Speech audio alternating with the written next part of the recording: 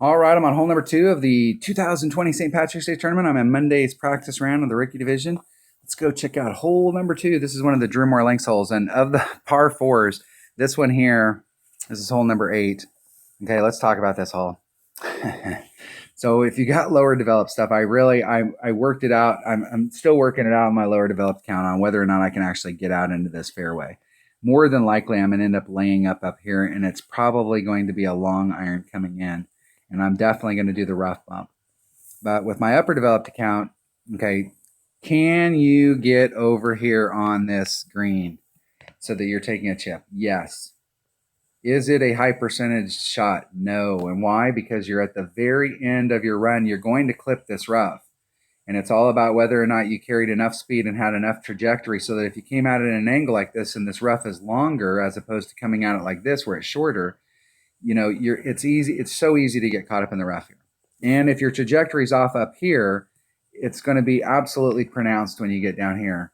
And it's not consistent. It's hard to replicate this shot over and over and over again so that you're in this spot.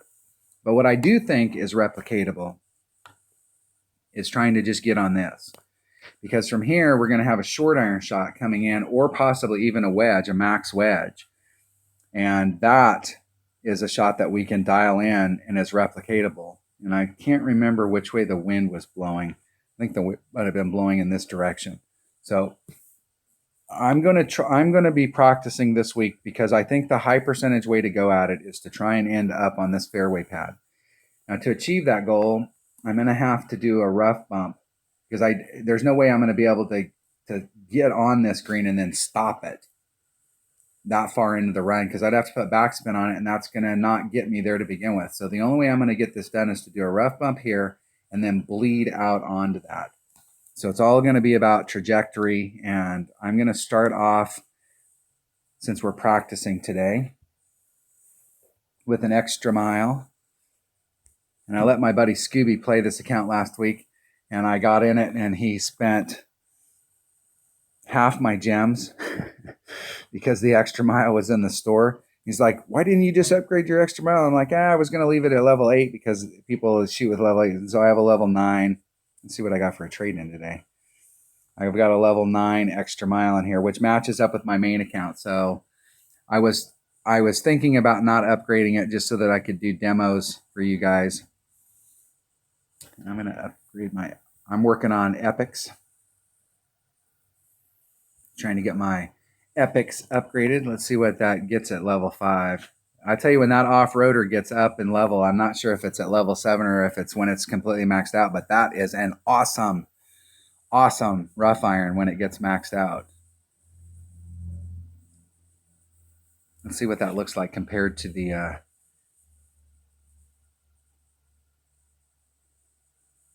once it gets that 4, when it gets up there, it gets I think some of the best ball guide in the game.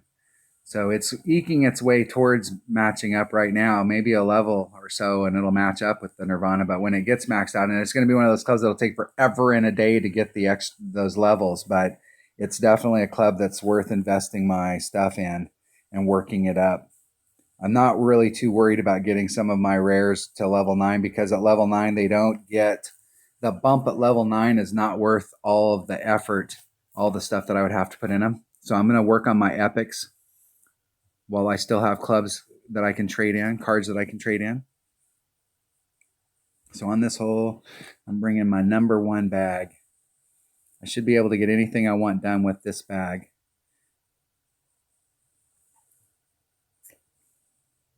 I think I'm right there.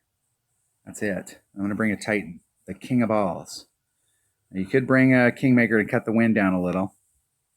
And I don't have any special balls in here, so anything I can do in this account, I'm just going to have to get done with regular stuff.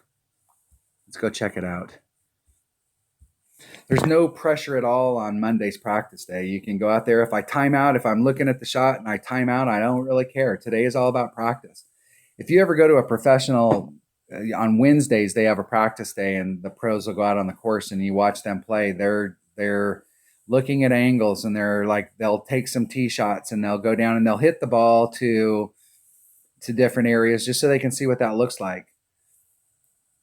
And they're really seriously just practicing on that day. They're not going out there and trying to put together a big round on that day. That what they're trying to do is prep themselves up so that when they get into that Thursday round, they can start building up on their notes.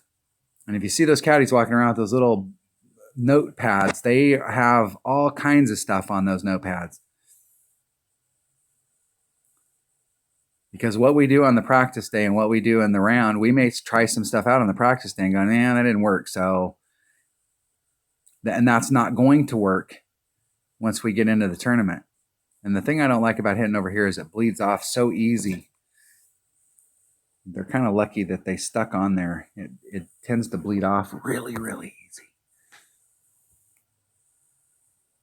I'm going to put the topspin on that I would have with an Extra Mile 8. And see, like from that spot, that's just it right there. That's where I want.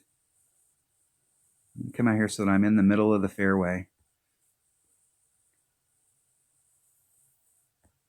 I'm going to take the wind out. It's about 1 3/4 rings. I'm going to put just a little teeny bit of curl on it. Hitting it perfect. And just see if just a nice, gentle shot with about the same topspin that you have in an Extra Mile 8, if you can pick it up. I missed that. It overshot, and it hit that, and it it hit the fairway instead of clipping the rough and rolling into it. So that's either a matter of taking off a little bit more wind, taking off because it's downhill, taking off another 10 or 20% of the wind. And I would say 20% would probably be a good shot there. Nice and easy 20%.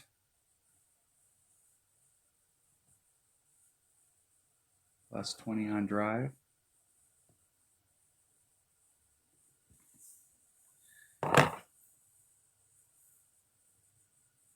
And that was about what, 7 topspin?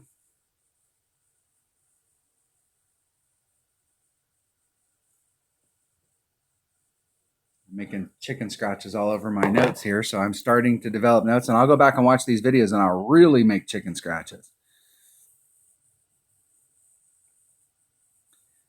Now, trying to hit this rough shot right here is not the goal. The goal here is, what would the shot have been if I would have bled out and been like right in the middle of this fairway is where I really want to end up, is right in the middle of that fairway. So like, what is the shot from out here?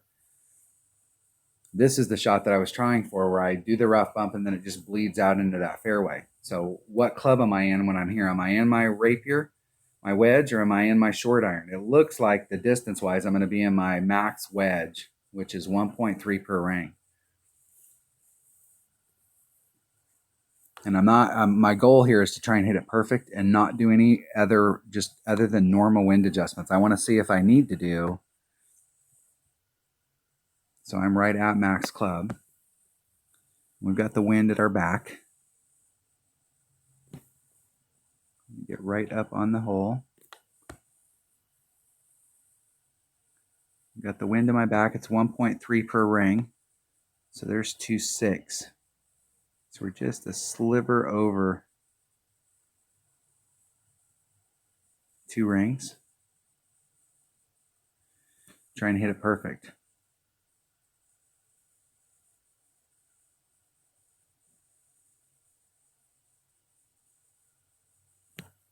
Hitting it perfect.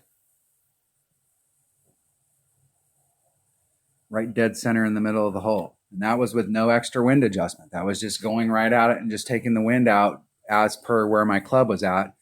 So I'm not sure that I'll need to do any other wind adjustment on that hole other than just a max club.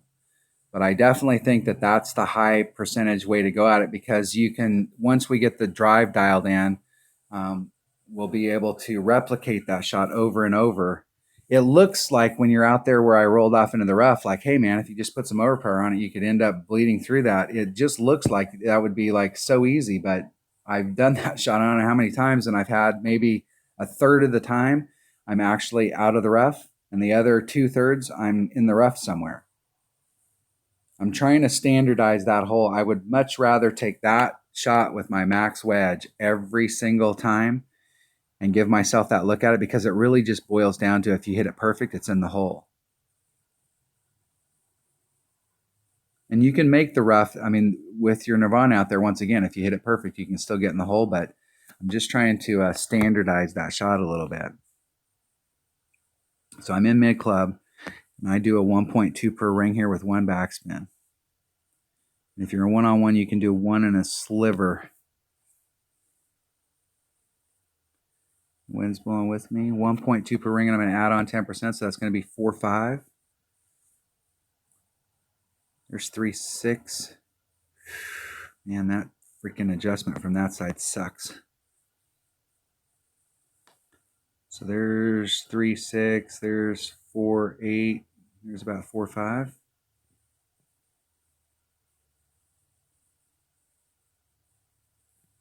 Hitting it perfect.